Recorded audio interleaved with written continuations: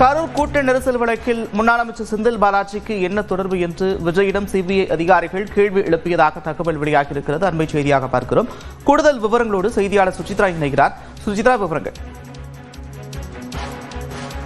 2 மணி நேரத்திற்கும் மேலாக தற்பொழுது தமிழக வெற்றிக் கழக தலைவர் விஜயிடம் சிபிஐ அதிகாரிகள் விசாரணையை நடத்தி வருகிறார்கள். குறிப்பாக அவர் ஏற்கனவே முன்வைத்த வாக்குமூலங்கள் மற்றும் தமிழ்நாடு அரசு தரப்பில் வழங்கப்பட்டிருந்த சிசிடிவி காட்சிகளில் முரண்பாடு இருந்ததாகவும், மேலும் அவர் வழங்கியிருந்த அந்த வாக்குமூலத்தில் சில பல்வேறு கேள்விகள், குறிப்பாக வழங்கிய பதில்களில் திருப்தி இல்லை என்ற அடிப்படையில் இன்றைய விசாரணையில் பல்வேறு கேள்விகளையும் விளக்கங்களையும் சிபிஐ அதிகாரிகள் தற்பொழுது தவிக தலைவர் விஜயிடம் கேட்டு முன்வைத்து வருவதாகவும் கூறப்படுகிறது. மிக முக்கியமாக தமிழக வெற்றிக் கழகத்தின் நிர்வாகிகள் முன்வைத்திருக்கக்கூடிய குற்றச்சாட்டுகளான குறிப்பாக முன்னாள் எம்எல்ஏ செந்தில் பாலாஜிக்கும் இந்த கரூர் கூட்ட நெரிசல் உயிரிழப்புகளுக்கும் பல்வேறு தொடர்பு என்பது உள்ளது என்ற ஒரு குற்றச்சாட்டை தமிழக வெற்றிக் கழகத்தினுடைய நிர்வாகிகள் மற்றும் தமிழக தலைவர் விஜய் கடந்த முறை விசாரணையின் பொழுது அவர் தெரிவித்திருந்தாகவும், அதை எந்த அடிப்படையில் அவர்கள் கூறியிருக்கிறார்கள், அது மட்டுமல்லாமல் அந்த குற்றச்சாட்டுகளுக்கான ஒரு ஆதாரங்கள் என்பது விஜய் வசம் இருக்கிறதா என்ற ஒரு கேள்வியும் அவர்கள் எழுப்பியிருக்கிறார்கள். வரும் 17ஆம் தேதி ஆஜராவதற்கான ஒரு சம்மன் என்பது செந்தில் பாலாஜிக்கு வழங்கப்பட்டிருக்கும் நிலையில்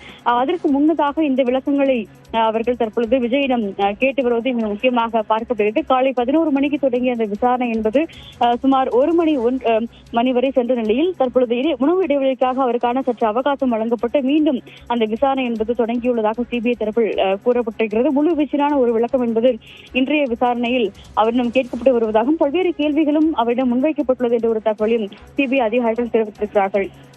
நன்றி சுசித்ரா, விவரங்களுக்கு.